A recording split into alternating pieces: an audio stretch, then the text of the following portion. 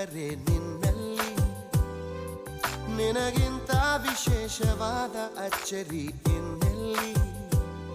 ಈಗ ನೀನು ಎಲ್ಲಿಯೇ ಹೋದರೂ ನಾನು ಹಾಜರು ಬೆನ್ನಲ್ಲಿ.